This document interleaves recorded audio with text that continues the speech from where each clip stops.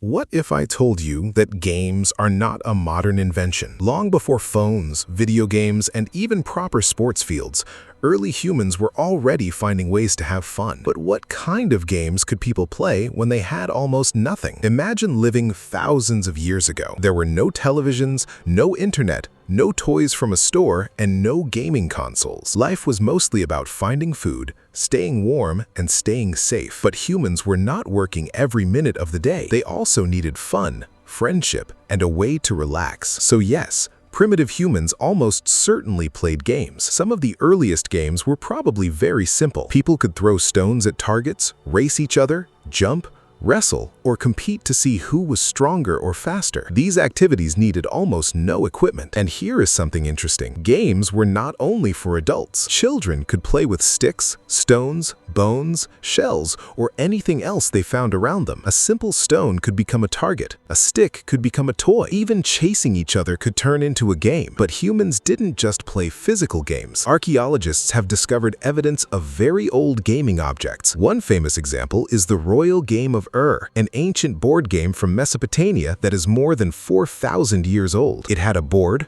playing pieces, and dice-like objects. Think about that. Thousands of years ago, people were sitting down and playing a board game instead of scrolling through a phone. And the story gets even more interesting. Some ancient games may have had another purpose besides entertainment. Games could help children practice skills they would need as adults. Running could build speed.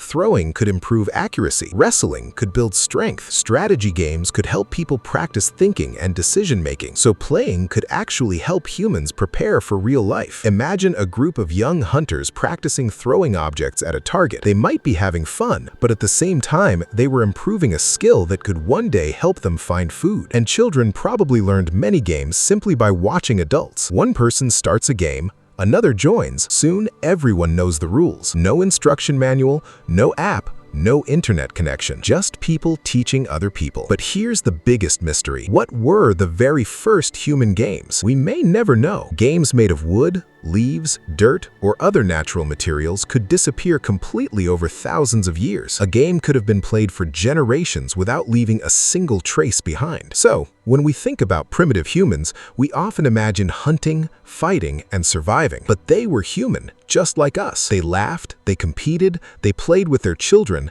they challenged their friends. And when the work was done, they probably looked for ways to have fun. Maybe the biggest surprise is this: games may be almost as old as human society itself. So, if you were dropped into the Stone Age with no phone, no television, and no video games, what game would you invent to keep yourself entertained?